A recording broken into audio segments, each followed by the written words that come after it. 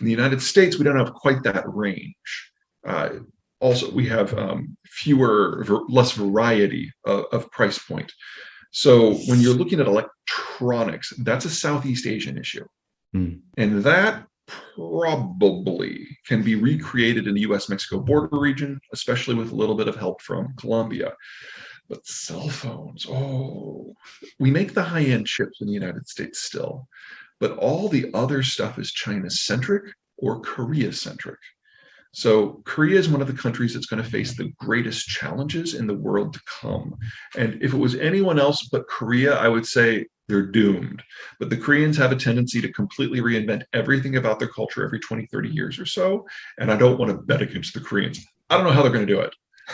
But they will probably do kind of what the European automakers have done and just put a huge amount of foreign direct investment in the United States, particularly in the South, and somehow make that work. One advantage of cell phones is they're a high enough value-added product that you can fly them. And that opens up some horizons that might not have been there otherwise. But Apple is so screwed. Apple, every time something has gone wrong in China or with Chinese-American relations, Apple has gone the other direction. They've never diversified. They keep concentrating more and more on a China-centric system. And they are now the global company most exposed to a China crack. They've taken no intermediate steps to mitigate the problems that are coming. So I can see the entire Apple ecosystem just disappearing for 4 or 5 years until such time as the supply chain can be rebuilt somewhere else. And that means if you have an Apple iPhone, I hope you like it.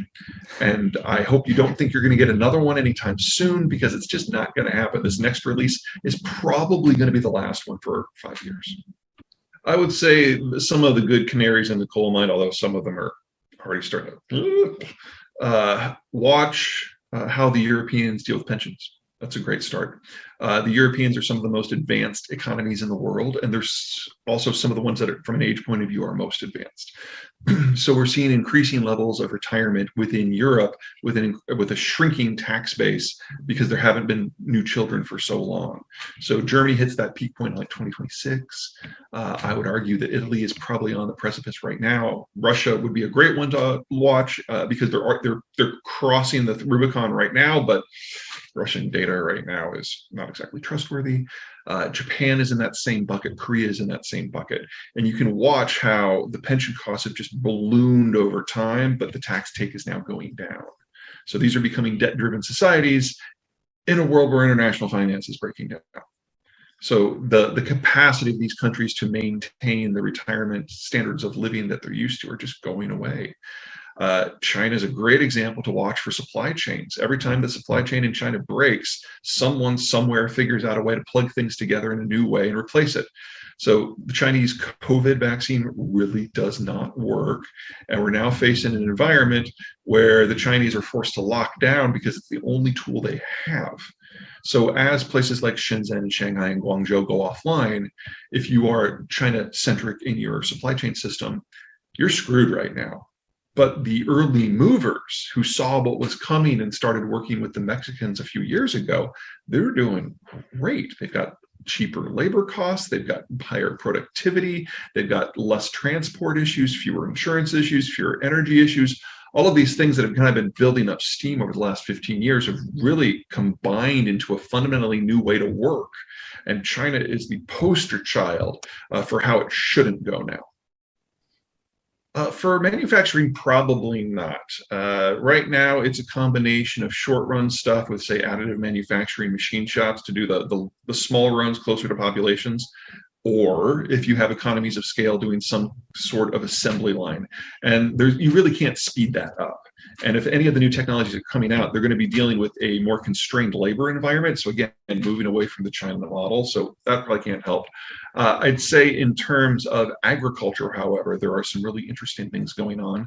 Genomics, whether it's GMOs or gene editing, at the rate they're expanding, they're probably going to be able to double yields within a decade. And if you combine digital recognition, facial recognition for people, you can now do that for plants. And so a combine with a specific set of tanks on it and cameras can take photos of each individual plant, decide if it's a weed or a crop, decide if it needs fertilizer or pesticide, and in one run, hit everything. So you're talking about things having to do 2 or 3 runs over a field for the entire season and you're done, as opposed to organic where it's something like 16, which will never work. But you combine those two, and assuming you can apply the inputs, assuming you can afford them and finance them, which is going to limit the number of places it can be done to a lot of advanced countries with large row crop fields, you're talking about being able to increase yields by 250% before 2035. That's really impressive. We've never had that kind of expansion in yield growth. But again, it's only works in places that have the financing for the equipment and the inputs.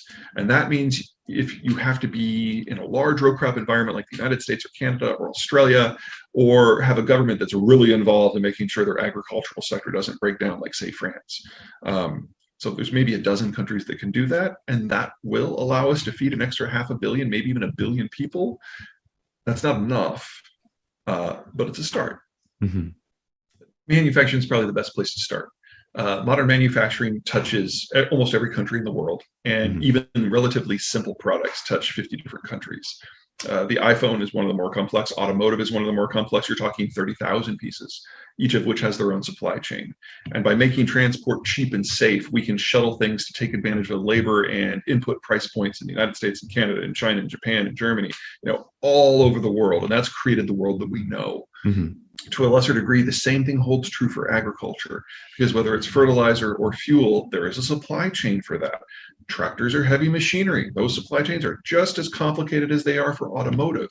And when pieces fall out of that supply chain, it's not like you can do it without one piece. If you've got 29,999 pieces for your car, you just have a really ambitiously sized paperweight.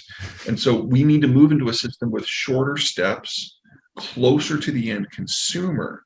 And that means that a lot of these countries that have managed to kind of pull themselves off by their own bootstraps can't, unless they're dealing with a relatively constrained regional supply chain. I can see that working in Southeast Asia. Maybe we can see some version of that working in Europe if they can get the raw materials in. But North America is really lucky because we can do it the old way or the new way. While we only in North America have 1/3 of global population consumption, that's enough to supply a mass production system. Mexico's testament to that. The United States is testament to that. But we can also do it the new way, where we start to co-locate manufacturing with population centers. The technology has come far enough, fast enough, that is going to be the new norm for a lot of us. So when I look at the manufacturing of the future, I'm not just looking at the Texas-Mexico interface. I'm also looking at Jersey, because they already have the industrial space in the warehouses. They just need to bring in a few hundred machine shops, and then you're in the clear. Mm-hmm. Fossil fuel systems are different. The facilities themselves are relatively inexpensive. It's only about 20-25% of the total life cycle cost. The cost is the fuel, and that's roughly 60% of the total. Well, assuming that they're equivalent, and that's a different conversation, but let's assume for the moment that they're equivalent. A wind turbine needs that upfront financing.